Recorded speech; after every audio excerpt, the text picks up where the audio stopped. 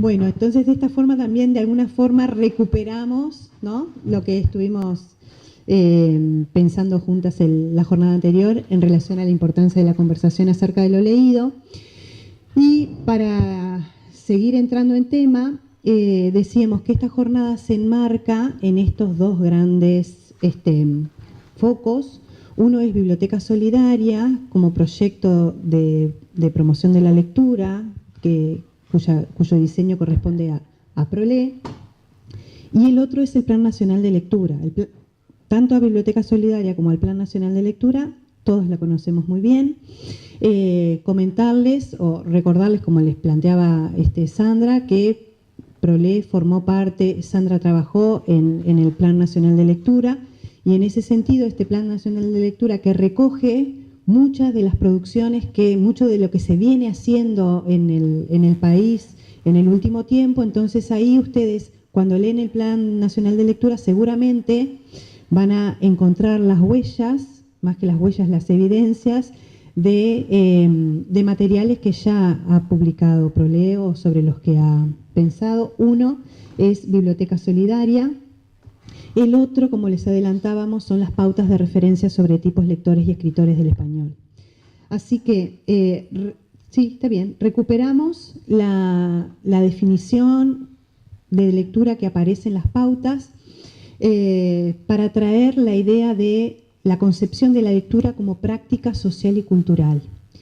Y en esto de pensarla como una construcción social y cultural, ocurre en un tiempo histórico particular y en un espacio que es intersubjetivo, en que los lectores manifiestan comportamientos, actitudes y trasfondos culturales respecto al acto de leer.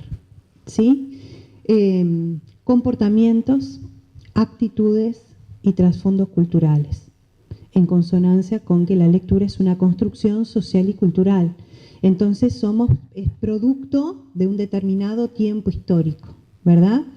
Y lo otro interesante es reparar en que son los lectores, no se habla del lector individual. En esto de que es una práctica, entonces se construye con otros, se construye en interacción. Y aparecen ahí otro de los grandes componentes que tiene que ver con pensar la lectura como una actividad inteligente, donde ocurre esta interacción que se da a la vez entre las funciones psicológicas superiores, y ahí viene todo lo del lenguaje, las noxias y las praxias, psicología evolutiva, los distintos niveles lingüísticos, el conocimiento del mundo, los aspectos discursivos y metacognitivos. Es todo eso. Nada de eso aislado, sino es la conjugación de todos esos aspectos.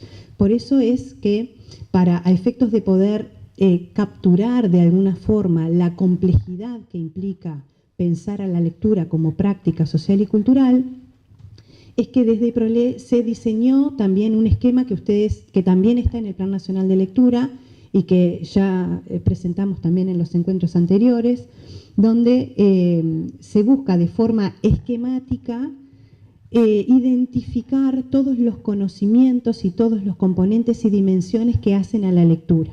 Pero como decíamos hoy de mañana, la idea es poder tener identificados todo lo que forma parte de esta práctica de lectura, para al momento de diseñar intervenciones no quedarnos en un solo conocimiento o en una única dimensión, sino recordar, tener en cuenta que tenemos que trabajar con todos, que están en interacción. Entonces, este conocimiento discursivo, que es el marco en el que se da la práctica de lectura, y es donde yo puedo, a partir de este conocimiento discursivo, yo puedo reconocer lo que es un cuento, lo que es un poema, lo que es una receta, todo lo que hace a los géneros o a las organizaciones discursivas. Y para esto yo necesito, hoy comentaba Mónica, no me acuerdo Mónica si ahora si lo dijiste otra vez, que en las escuelas, en el marco, en tanto en la circular 4 de técnica, este año, sugiere el foco para el primer ciclo en el comportamiento lector y para el segundo ciclo en el conocimiento discursivo, esta dificultad que planteaba, esta tensión que planteaba Mónica, que se están encontrando en las escuelas, en que no podemos trabajar exclusivamente porque se interrelacionan los componentes. De ahí que sí podemos hacer foco, pero no podemos pensar en que estamos trabajando exclusivamente una dimensión, un comportamiento. ¿Está bien? Entonces, a efectos del conocimiento discursivo, yo voy a echar mano al conocimiento lingüístico. Y eso es lo que me permite identificar un contenido temático. Ahí tenemos el léxico, la gramática, y de ahí esto se nutre también, necesitamos del conocimiento del sistema de escritura, porque ahí en el sistema de escritura es donde tenemos las marcas y las relaciones, la forma en que esas marcas se relacionan. Pero siempre estamos en interacción. De hecho, cuando estamos enseñando a leer y escribir, siempre nuestro marco es el texto, ¿no? Entonces vamos y venimos, hacemos foco en cuestiones del sistema, descontextualizamos, pero volvemos otra vez al contexto, porque ahí es donde se entretejen las relaciones. Y estos conocimientos están ahí como abrigaditos, como enmarcados en dos de los componentes que son los componentes más dinámicos. Uno es el comportamiento lector, que es el que nos convoca hoy, y el otro es la comprensión textual, ¿no? La comprensión textual, que tiene que ver con el proceso en el que se construye el significado a través de la interacción entre el texto y las experiencias, las trayectorias, el conocimiento del mundo que tiene el lector, que tienen los lectores. Y en relación al comportamiento lector, básicamente tiene que ver con la forma. En tanto, comportamiento es algo que se aprende. Y no se aprende en solitario ni en forma aislada, porque la lectura es una práctica social y cultural. Entonces ahí, si nosotros, por ejemplo, pensamos en unas fotos que teníamos en la jornada anterior, ¿se acuerdan que había algunas escenas de lectura que recogió Prolé en el marco en tiempos de pandemia, donde las familias enviaban fotos sobre escenas de lectura, y ahí hay algunas donde estaban los niños más en edad escolar con un bebé que estaban leyendo, ¿sí?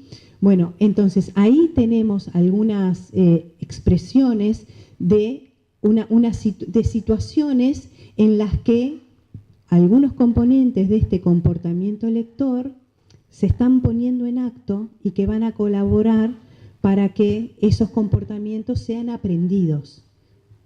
Y siempre es con otros. Si yo pongo un bebé solo, por más que yo le ofrezca libros, cómo se toma, cómo se corre la hoja, eso solo si no tiene un modelo, ¿sí? Desde ese lugar es que nos interesa pensarlo como una construcción, un aprendizaje que necesita de la interacción. Sí. Simplemente para que ustedes lo identifiquen también al momento de volver sobre las lecturas en los colectivos.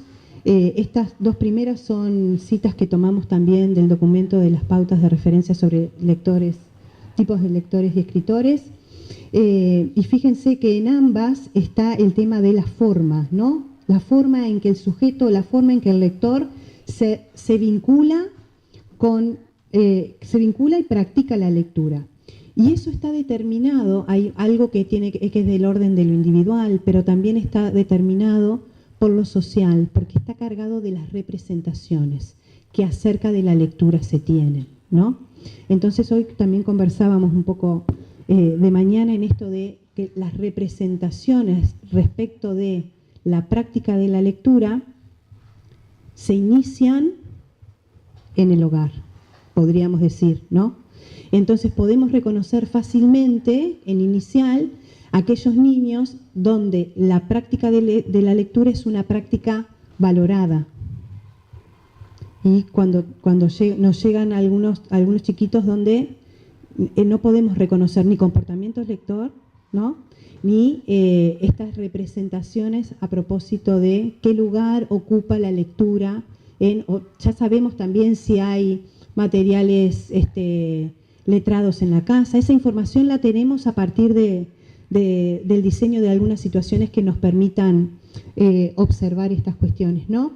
Entonces, en ese componente se plantea ahí, se describe la manera, la forma en la que el lector se contacta con los libros u otros materiales escritos. No es exclusivo de los libros, ¿sí? Nosotros en Biblioteca Solidaria sí hacemos foco en los libros, pero también es en relación a otros materiales escritos, y ahí surge todo el tema también de las modalidades, ¿no?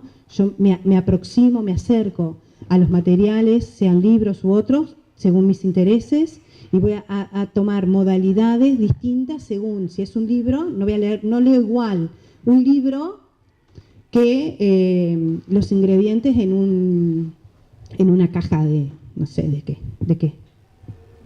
Un paquete de algo, ¿no? ¿Vieron? Ahí ese es un material escrito y por lo tanto implica otro comportamiento lector, otra forma de acercarme a ese objeto. Supone, por ejemplo, manipular un libro, mirar y reconocer las imágenes, asumir el rol de lector y desarrollar actos de lectura. Y capaz que hay algunas compañeras que es como figurita repetida esto que vamos a decir, pero como el público se renueva, ¿no? Capaz que aclara poder pensar esto de asumir el rol de lector y cómo esto es algo que se aprende, ¿no? Si ustedes tienen niños chicos cerca, habrán visto capaz que si están yendo a la escuela, cuando hacen de maestra. ¿Los vieron? Cuando la maestra lee. Nosotros podemos tener información cuánto y cómo lee la maestra a través de nuestros pequeños, ¿o no? Les comparto una anécdota. Mis hijas cuando eran chiquitas iban con los botoncitos atrás, ¿no? Inicial. Cuando llegaban y se disponían a jugar, se volvían a poner la túnica, pero esta vez se la ponían al revés, ¿no? Se ponían los botones para adelante y allá organizaban lo que iba a ser el aula, con unas banquetas y unas sillitas, y tomaban libros, tenían una pilita de libros, y entonces se sentaban, no era de pie, eran sentadas, ellas leían y después mostraban. Rato, ¿eh? Y con esto sí. Todo. ¿No? Entonces, asumir el rol de lectora. Ahí estaban asumiendo el rol de la maestra lectora. Pero yo que observaba, yo me quedaba re contenta, porque decía, bueno, en la clase están leyendo, ¿no? Todavía no estaba pensando en esto del comportamiento lector, pero ahora a la distancia, ¿no? Reconozco en ese juego que ahí ellas estaban aprendiendo algunos componentes que hacen al comportamiento lector, ¿sí? Y este componente, quien empieza a pensar o quien pone este componente en el tapete es Didier Álvarez Zapata, que escribe en el marco del Centro Regional para Fomento del Libro de América Latina y el Caribe, esta organización intergubernamental con UNESCO, que este documento en el 2011 retoma este planteo que hace Álvarez Zapata, donde plantea el comportamiento del lector como expresión social, y otra vez ese énfasis en el lugar de lo social, el lugar del grupo, ¿sí? El lugar de los otros. La expresión social de la forma en que una persona representa y practica la lectura en el contexto de la cultura escrita que lo acoge. Entonces estamos en esto de la singularidad, ¿no? Lo contextual en términos de lo histórico, tanto en el lugar como en lo histórico, y la importancia de lo colectivo, la importancia de la interacción, porque en el caso del comportamiento lector es algo que se aprende. Entonces, si nosotros pensamos, trayendo también otras imágenes del encuentro pasado, ¿cómo aprendimos, quienes aprendimos, a tomar mate? ¿Sí? No es que si no tenemos experiencia y un día nos dan una calabaza y un termo con la bombilla, podemos ponerlos a rodar, a hacer, ¿no? A jugar. Esto es porque aquello que decíamos, bueno, cuando eran chiquitos se les compra, se les regala, se les convida, tener cuidado, se hace así, ¿no? Y es esa interacción con los objetos, con los actores y con las prácticas lo que permite que eso se aprenda. Y en el caso del comportamiento lector en tanto aprendizaje, también necesitamos de esta interacción, que ocurra esta interacción entre los objetos, en este caso los libros, los sujetos y las prácticas. ¿Qué prácticas? Las prácticas de los lectores. ¿Sí? Bien. Bueno, esta presentación nosotros se las vamos a compartir, así que van a tener también la posibilidad de profundizar. Este material de la CERLAC también está disponible, está abierto, libre en internet. En realidad ellos hacen una investigación, ponen en juego una metodología, pero en tanto informe de investigación trae algunos aspectos teóricos donde uno puede ampliar un poco más en relación al comportamiento lector. Las negritas, los subrayados y los colores son nuestros, así que vamos a agregar ahí que el resaltado de todo eso es nuestro porque no está en el documento original, pero nos interesaba destacar esto de el comportamiento lector representa las relaciones que se construyen en el modo de ser o actuar del lector, el hecho de que en parte está regularizado por el lector porque depende de sus intereses y de sus gustos, pero está impuesto por las prácticas socioculturales. ¿Sí? Sí, siempre capaz que nos sirve hacer ese ejercicio de pensar entre el tomar mate y el leer, ¿no? Como ir a nutrirnos así como de algún ejemplo para poder conceptualizar un poquito más esto. Y en gran parte, una vez más, enfatizan que está influenciado por la lectura, los contextos socioeconómicos y las competencias lectoras. Y en esta oportunidad, otra vez echamos mano de EBRAD, ¿se acuerdan esto de formar bibliotecas mentales?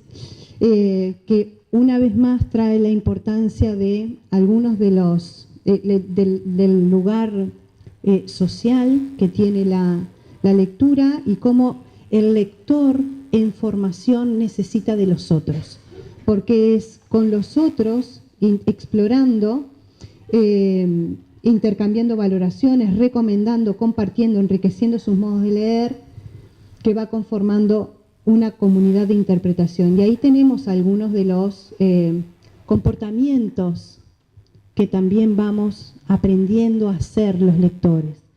Poder intercambiar valoraciones, poder recomendar, ir enriqueciendo nuestros modos de leer. Y eso ahora en un ratito lo vamos a poder ver en las tablas que están en las pautas que les trajimos, un extracto de las pautas, les trajimos el extracto que corresponde a la lectura con las tablas de los tipos lectores y sobre eso vamos a estar trabajando.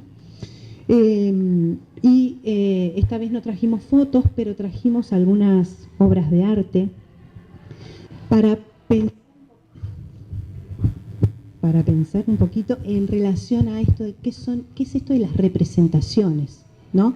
En relación al acto de lectura y en relación a la práctica de lectura.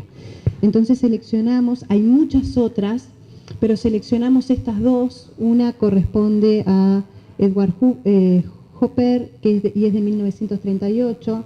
Este es un pintor realista estadounidense, donde él se caracteriza, y se fue Valeria, porque hoy Valeria nos nutrió, la inspectora, nos nutrió de todas cuestiones de arte que yo no domino, pero él se caracteriza por, siempre sus obras tienen en general un personaje, parece ser que la protagonista es siempre su esposa, parece ser, pero, y fíjense que se llama Compartimento C, coche 293, y para pensar en términos de las representaciones, ¿qué representaciones acerca de la lectura nosotros podemos interpretar o extraer a partir de esta obra? ¿Qué lugar tiene la lectura? ¿Quién lee? ¿En qué momento? ¿De qué forma? y pensar si son las mismas que podemos ver en la otra obra, que es de Cosme San Martín, que es un pintor chileno, y que corresponde al último cuarto del siglo XIX, y a la que sí nombra la lectura. ¿Sí? Y otra vez, ¿qué representaciones acerca de la lectura? ¿Potestad de quién? ¿No? ¿En qué contexto? ¿Quién está leyendo? ¿Para quiénes? Pero también ahí podemos pensar, están leyendo a través de esa mujer, pero también por la vestimenta y por el lugar. Podemos adscribir esto a una determinada clase social, ¿no? Más allá de que también nos da pista por el momento, ¿no? En 1874, y nos permite pensar en eso, qué diferencia tiene con cómo sería una escena que condensara las representaciones a propósito del acto de leer hoy. ¿Sería la misma? ¿Qué cambios habría? Es para pensar, ¿no? Pero en esto, cómo las representaciones acerca del acto de leer van cambiando, son históricas, ¿sí? Y después, a pesar de que compartimos un tiempo histórico, las representaciones también varían en función de los contextos, ¿no? Porque hay prácticas en relación a la lectura que reconocemos claramente como prácticas escolares, y hay otras que reconocemos como prácticas no escolares, ¿no? Entonces, bueno, ahí en esa tensión y pensar, ¿será que tiene que haber prácticas escolares, escolarizadas, escolarizantes?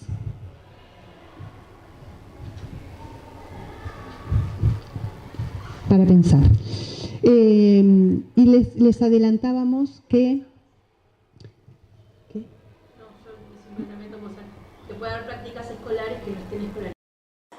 Otra posibilidad. O sea, lectura placentera dentro de la escuela, que cada uno elija lo que quiere leer, que traigan de su casa y continúen una lectura que ya hayan tomado en su casa, y están las prácticas que hacemos para intencionalidad más nuestra que ellos. Claro, sin perder de vista que la función de la escuela es enseñar a leer y escribir, ¿no? En ese marco siempre, ¿no? Entonces tenemos acá que les vamos a entregar el cuadro donde están desagregados algunos descriptores que hacen al comportamiento lector, a esas formas en las que el sujeto se relaciona con el acto de leer. Esto lo tienen en las pautas y lo van a tener ahora en minutos en el repartido.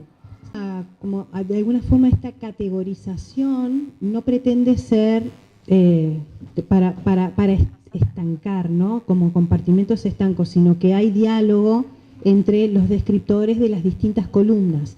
Pero efectos como de organizar un poco el análisis, el tipo lector 1 es el que corresponde a los niños que todavía no ingresaron, porque es desde 0 hasta la salida del liceo, ¿no? Entonces tenemos en la primera columna quienes todavía no ingresaron a la escuela, al jardín, a inicial. El L2 corresponde a aquellos descriptores que hacen al comportamiento lector de los niños que ingresan a inicial. Y L3A y L3B son los que corresponden a los niños que están en primaria, L3A a los de primer ciclo y L3B a los de segundo ciclo, ¿sí? Entonces, por ejemplo, descriptores que hacen al comportamiento lector del lector 3A. Lee en voz alta y en silencio. Manifiesta preferencias por tipos de lecturas o textos tanto tradicionales como no ficcionales.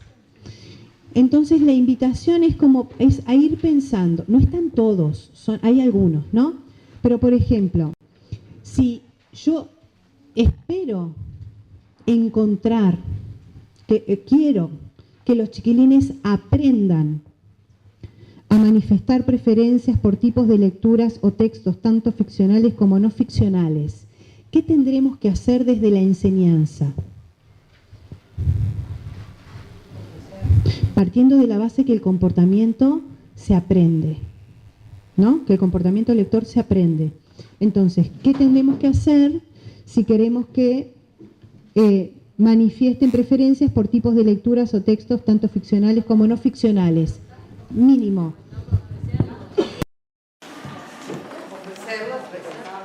Exacto. La ley especifica que textos ficcionales, textos tanto ficcionales como ficcionales. De esas lecturas, obras que sean ficcionales como no ficcionales. Si yo ofrezco solo, por ejemplo, lecturas no ficcionales, entonces no va a poder manifestar preferencia, porque yo no le estoy dando la posibilidad, no estoy abriendo el abanico. No puedo elegir lo que no conozco, ¿no? El otro, lee en pantalla, abajo, ¿no? Por ejemplo, lee en pantalla principalmente cuando su objetivo de lectura es buscar información. Y ahí también poder pensar cuáles son las actividades, las situaciones, los dispositivos didácticos que permiten, que se pueden usar o se pueden diseñar o poner a disposición para que aprendan ese comportamiento.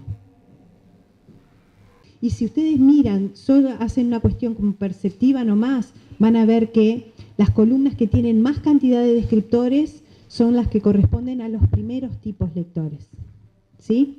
Porque justamente es en ese momento donde se genera como la mayor cantidad, pero no es algo que se aprenda exclusivamente en los primeros años, sino que el comportamiento lector uno sigue avanzando en función también de las necesidades, de los intereses y de las exigencias que va teniendo como lector.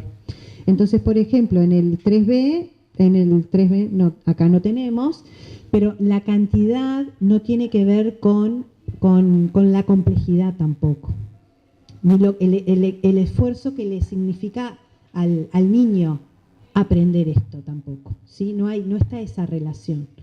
Pero sí es cierto que la mayor cantidad de descriptores en relación al comportamiento lector aparecen, las vamos a encontrar en las primeras. Que en realidad, claro, no es que, ahí lo tenemos que pensar como uno dentro del otro, inclusión, ¿no? Entonces, si yo me paro en el 3A, ahí es lo que tienen que ir aprendiendo. Y el 3A, fíjense que lleva 3 años. Así que tenemos que pensar en clave de ciclo. ¿Cómo van a ir aprendiendo estos comportamientos en el ciclo? No es de una vez y para siempre. Por eso es importante diseñar las actividades y realizar los acuerdos de forma de pensar en esos niños que van a estar transitando el primer ciclo y que esperamos que aprendan estas formas de relacionarse con la lectura, ¿sí? En eso, ¿se acuerdan como el programa 2008 que es al revés? Porque en el programa 2008 nosotros teníamos el contenido y la aclaración era, ojo, esto no es ahora, que no lo voy a volver a nombrar en cuarto, estoy en tercero, no lo voy a nombrar en cuarto, pero no te olvides que con esto sigo. Acá yo tengo en el 3A, tengo que considerar también los descriptores del L2 y del L1, ¿sí? Obviamente, porque capaz que llega un niño que no tenga, todavía no haya aprendido los comportamientos que hacen al lector 2, ¿no? O al lector, alguno capaz que es del lector 1. Bien, entonces, para ir calentando motores para el taller, conceptualizar como forma de compartir significado, ¿en qué entendemos? Pues les vamos a presentar la mesa de libros. La mesa de libros ustedes también la van a encontrar, es una de las propuestas que se hace desde Biblioteca Solidaria justamente para desarrollar el comportamiento lector. Y el otro que es las recomendaciones orales de libros también, y sobre ese hay un material también. Entonces, cuando pensamos, si bien la mesa de libros es una situación didáctica que propone Ana María Kaufman, ¿sí? El concepto de situación didáctica, que acá lo traemos pensado desde la lengua a través de Mirta Castedo, se enraiza en la didáctica de la matemática a través de Brousseau, ¿no? Quien es que desarrolla su teoría de las situaciones didácticas.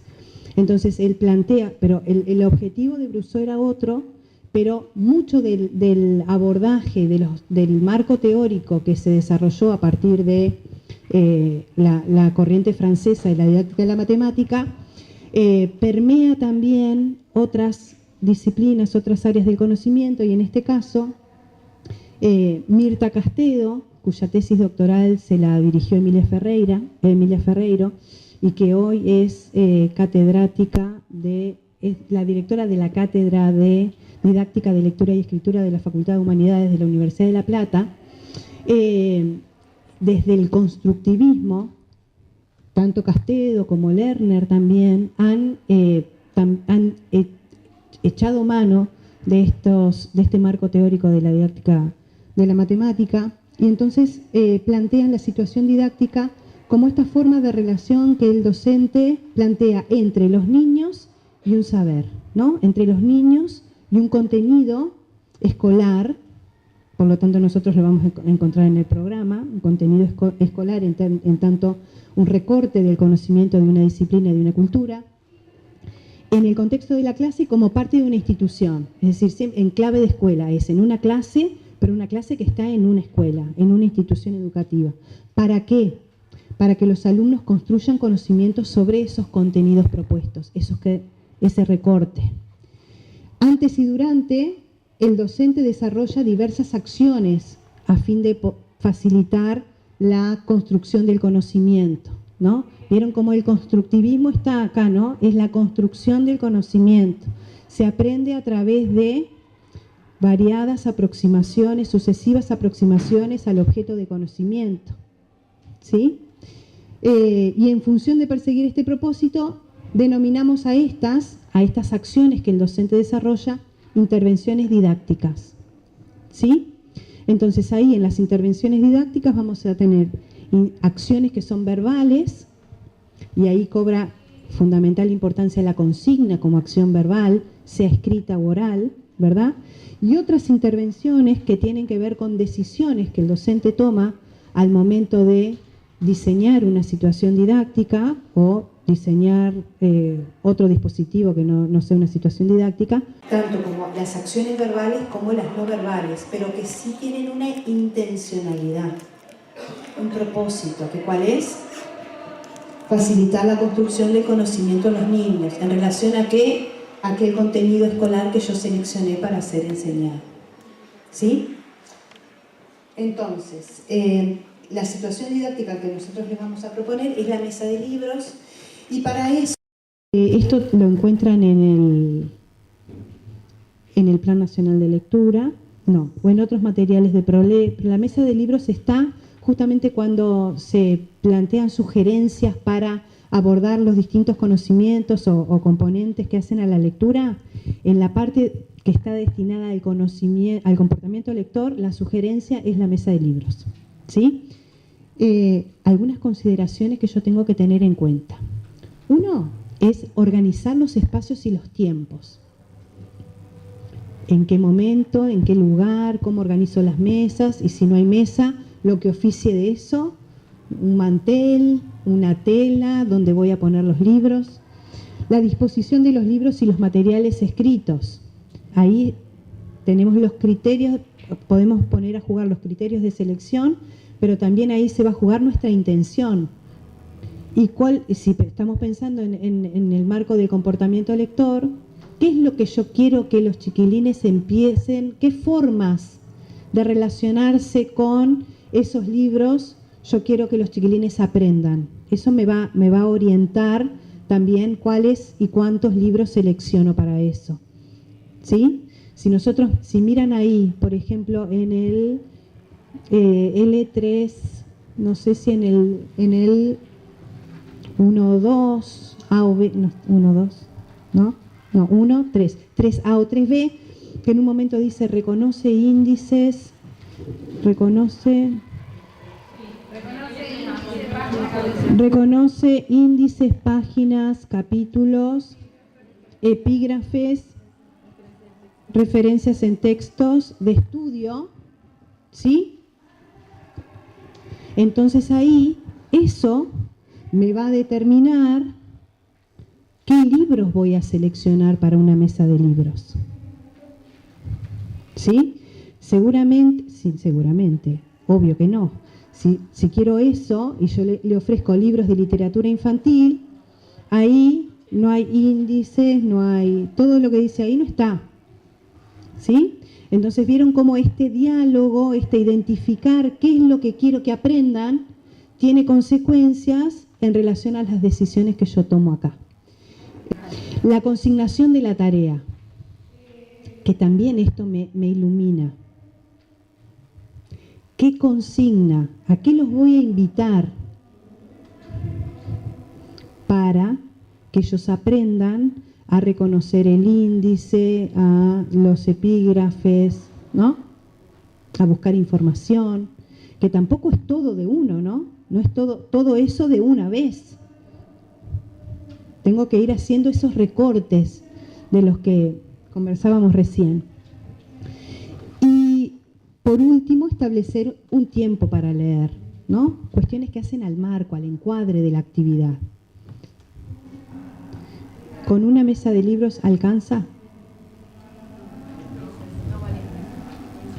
Muchas, en forma recursiva, recurrente, secuenciada, sostenida, en distintos momentos, con distintas consignas. Voy cambiando la consigna, pero mi intención es la misma. ¿Sí? ¿Para qué?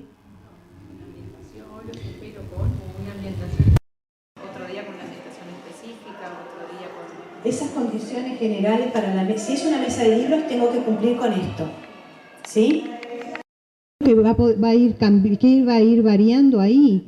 Y los libros que yo selecciono y la consigna en relación a lo que quiero enseñar, ¿no? Entonces, con foco en el comportamiento lector, ¿cuál es la forma esa de relacionarse que yo quiero que ellos aprendan? ¿Sí?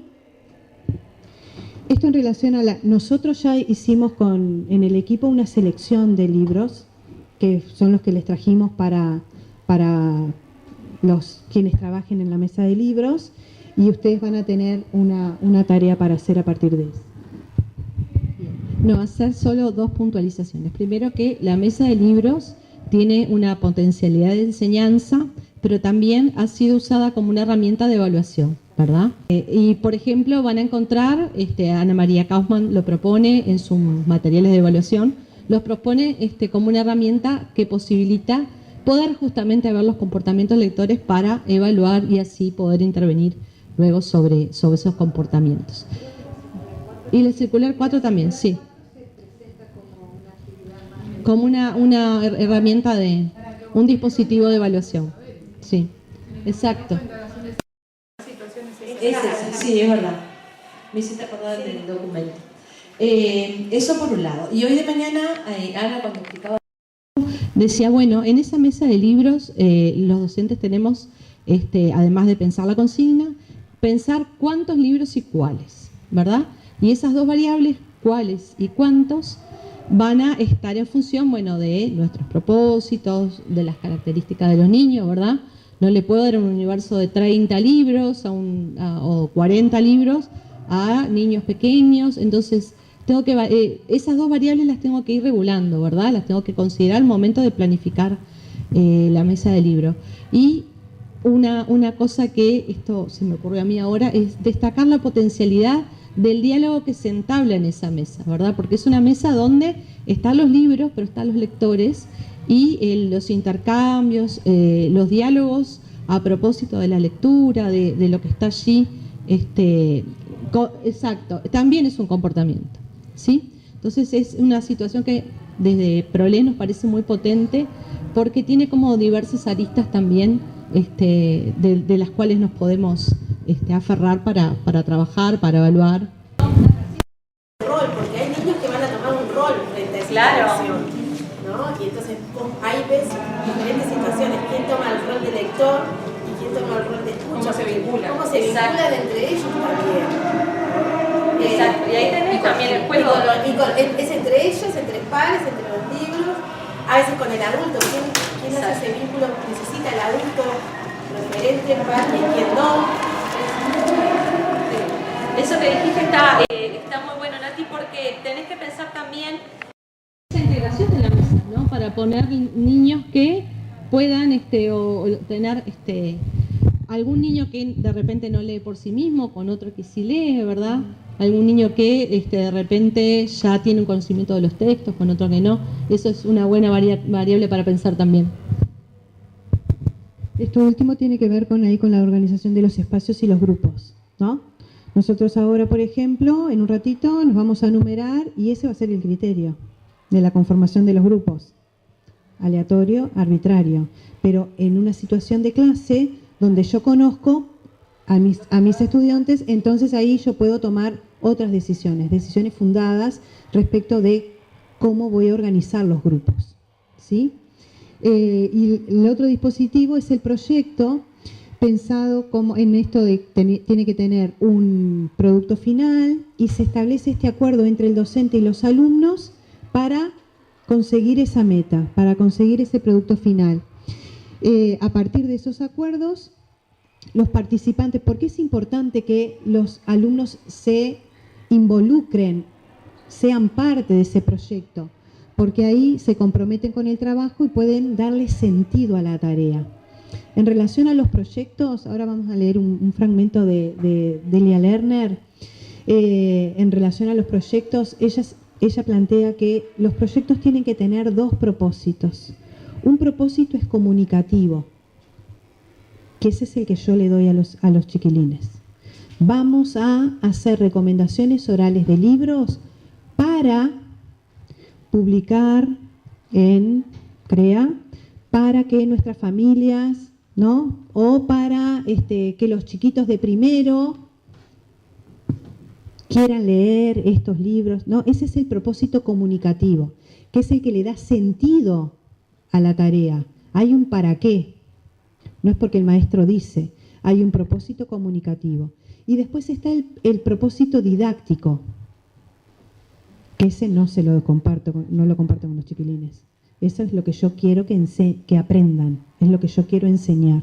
Pero estos dos propósitos son fundamentales en cualquier proyecto, ¿sí? Bueno, y entonces ahí, tomando la voz de Molinari y Ciro, el proyecto se convierte para el docente en la posibilidad de concretar estas situaciones diseñadas para comunicar prácticas sociales vinculadas con la lectura, con la escritura y con la oralidad. Entonces, esa es otra cuestión a tener en cuenta. Nosotros estamos haciendo recortes de recortes. Estamos pensando en el comportamiento lector como un componente de la lectura, ¿sí? Y a su vez estamos recortando en la lectura, pero no podemos perder de vista que la lectura, en tanto práctica, está vinculada con la escritura y con la oralidad, ¿no? Porque ahora cuando decían en una mesa de libros se van a generar interacciones, ahí estamos en la oralidad, a propósito de los libros, ¿sí? Y según la consigna, capaz que en algún momento precisan escribir también, ¿no? Entonces, siempre pensando en la lectura, la escritura y la oralidad. En relación a los proyectos, en la página 140 lo conocen, ¿no? Leer y escribir en la escuela lo real, lo posible y lo necesario. Si no, es un libro que no puede faltar en la cartera de la dama ni en el bolsillo de caballero y menos en la cartera de la maestra de escuela primaria. Entonces ella describe, caracteriza los proyectos, las actividades habituales, la secuencia, qué es cada cosa, y en relación a los proyectos plantea que además de ofrecer, como ya se ha señalado, contextos en los cuales la lectura cobra sentido y aparece como una actividad compleja, cuyos diversos aspectos se articulan al orientarse hacia el logro de un propósito, permiten una organización muy flexible del tiempo. Según el objetivo que se persiga, un proyecto puede ocupar solo unos días, un proyecto cortito, mini, o desarrollarse a lo largo de varios meses. Los proyectos de larga duración brindan la oportunidad de compartir con los alumnos la planificación de la tarea y su distribución en el tiempo. Una vez fijada la fecha en que el producto final debe estar elaborado, es posible discutir un cronograma retroactivo y definir las etapas que será necesario recorrer, las responsabilidades que cada grupo deberá asumir y las fechas que habrá que respetar para lograr el cometido en el plazo previsto. Por otra parte, la sucesión de proyectos diferentes en cada año lectivo y en general en el curso de la escolaridad hace posible volver a trabajar sobre la lectura desde diferentes puntos de vista para cumplir diferentes propósitos y en relación con diferentes tipos de texto. ¿Sí?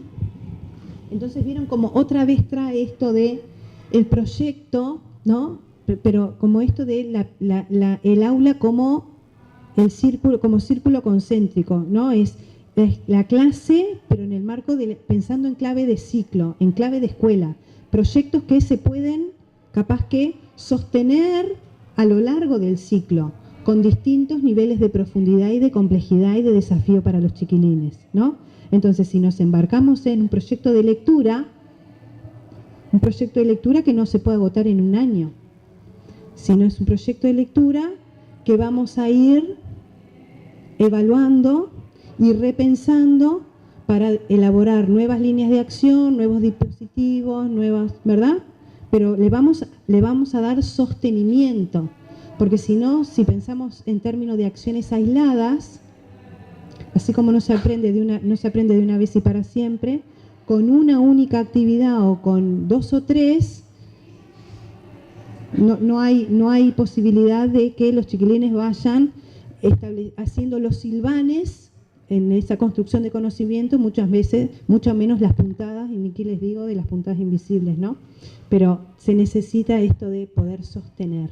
Después del corte vamos a volver, vamos a tratar de respetar el tiempo y nos vamos a organizar en 6 grupos.